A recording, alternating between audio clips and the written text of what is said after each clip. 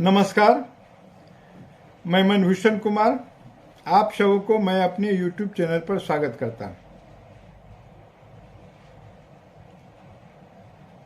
प्रधानमंत्री ने एक भाषण में कहा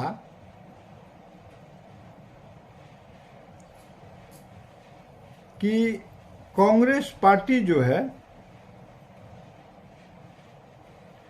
वह पूरा सर्वेक्षण कराकर और सबों के संपत्ति को पता लगाकर वैसे लोगों को संपत्ति दे देगी जो हमारे समाज में सबसे अधिक बच्चे पैदा करते हैं।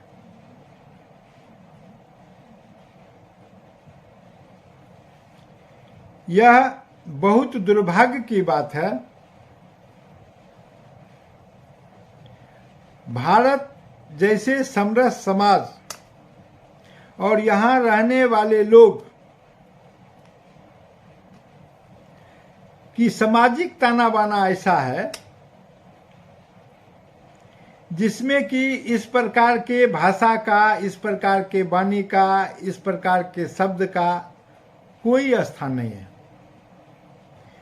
सबों ने कई बार सुना होगा, सूबे बिहार के मुख्यमंत्री जब राजद से अलग होते हैं तो उनके जब सुर बदल जाते हैं तो उस राग में वो गान करते हैं कि अपने माता पिता से जाकर पूछो इतना बच्चा क्यों पैदा कर दिया।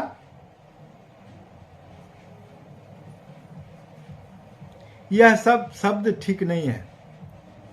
और इस प्रकार जब देखेंगे तो बिहार के डबल इंजन के सरकार के दोनों मुखिया, सूबे बिहार के मुख्यमंत्री नीतीश कुमार और प्रधानमंत्री नरेंद्र मोदी ने यह कहकर हमारे सम्मानित नेताओं को बड़ा भारी अपमान पहुंचाया है। आप सभी जानते हैं कि भारत में हमारे संविधान के निर्माता बाबा साहेब भीमराव अंबेडकर अपने माता पिता के 14वें संतान थे। सुभाष चंद्र बोस, जिनके लिए भाजपा जान खपाया करती है, वो भी 14 भाई बहन थे। और अगर हम और भी चलें तो पंडित अटल बिहारी वाजपेयी जो भाजपा के प्रधानमंत्री हुआ करते थे, 6 वर्ष उन्होंने प्रधानमंत्री का कार्य किया है। 4 भाई और 3 बहन थे, 7 भाई बहन थे। और भारत के वर्तमान प्रधानमंत्री नरेंद्र मोदी भी 5 भाई बहन हैं। 4 भाई और 1 बहन है। आप देखेंगे कि प्रधानमंत्री नरेंद्र मोदी के चाचा नरसिंह दास जो हैं, उनके 8 बच्चे हैं।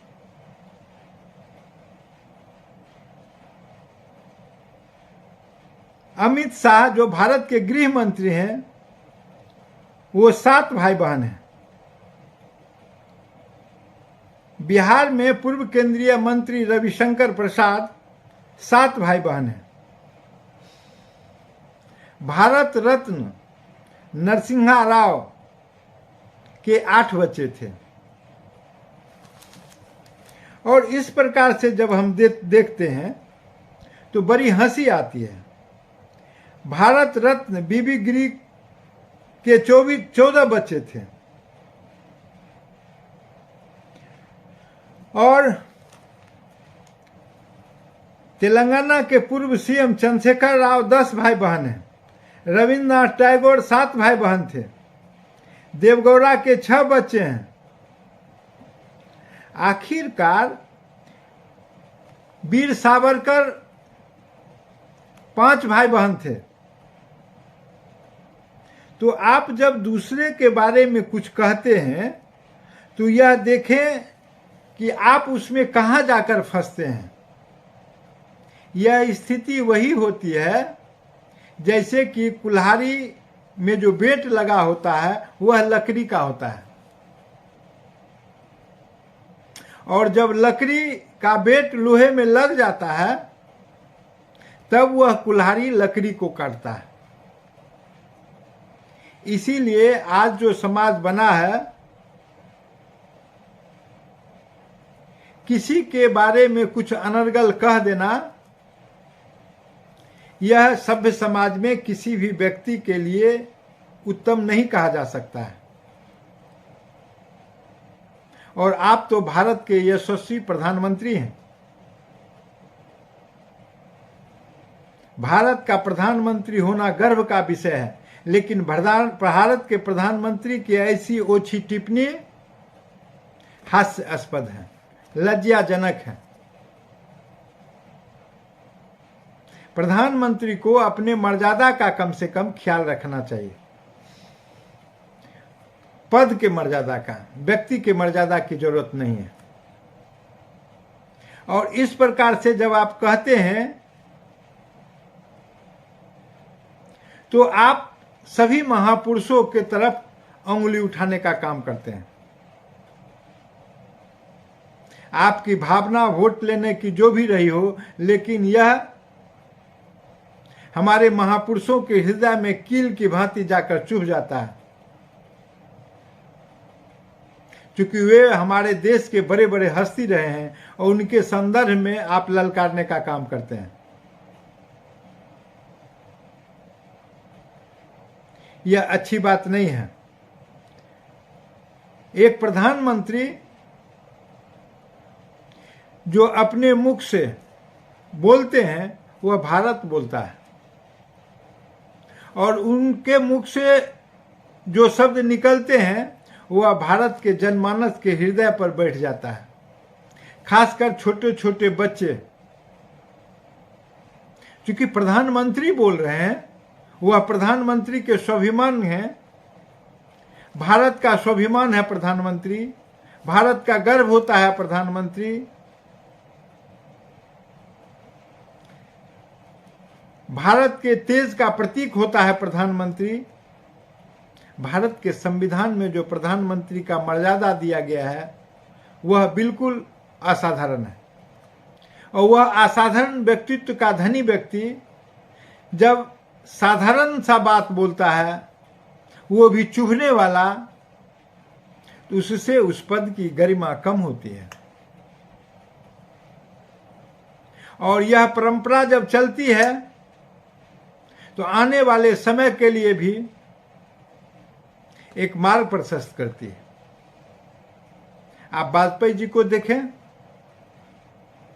पंडित अटल बिहारी वाजपेयी ने पोटा बहस के दौरान सोनिया गांधी पर अपने गुस्से का इजहार करते हुए अनेक बात कहा, लेकिन अंत में वह व्यक्ति यह बात भी कहा कि अध्यक्ष महोदय, सभापति महोदय, अगर मैंने कोई असंसदीय बात कहा है और अध्यक्ष को और सदन को ऐसा लगता हो कि मेरे मुख से कुछ उस प्रकार की भाषा निकल गई है, तो उसको सदन के कार्यवाही से आप काटकर अलग कर दें। सदन ने कहा कि नहीं, ऐसी कुछ बात भी नहीं निकली है, तो प्रधानमंत्री ने हंसते हुए कहा कि तब तो आप बेकार हल्ला कब मचाए हुए थे। इस प्रकार से आप अपने पुरखे को ध्यान रखें। आप उनके द्वारा खींचे गए लकीर को एक मापदंड समझें। आप उनके द्वारा बनाए गए लकीर को ऊंचाई प्रदान करें, गिराने का काम न करें। यह स्थिति है। हम नेहरू की बात नहीं करना चाहते हैं, हम लाल बहादुर शास्त्री की भी बात नहीं करना चाहते हैं, हम मुरारजी देसाई की भी बात नहीं करना चाहते हैं, क्योंकि मुरारजी देसाई जब 77 में प्रधानमंत्री बने थे तो जनता पार्टी के सरकार में जनसंघ पार्टी भी भागीदार थी। हम बीपी सिंह की भी बात नहीं करते हैं, जिसको भाजपा बाहर से समर्थन दे रही थी। हम पंडित अटल बिहारी वाजपेयी की बात करते हैं, जो जनसंघ के धर्मध्वज थे। और इस प्रकार प्रधानमंत्री चाहे चुनाव लोकसभा का ही क्यों न हो, इस प्रकार का भाषा का प्रयोग न करें या किसी भी तरह से मर्यादा का पालन करने की स्थिति में नहीं हो सकती। यह वीडियो अगर पसंद आया तो सब्सक्राइब करें और बेल आइकन दबाने का काम करें।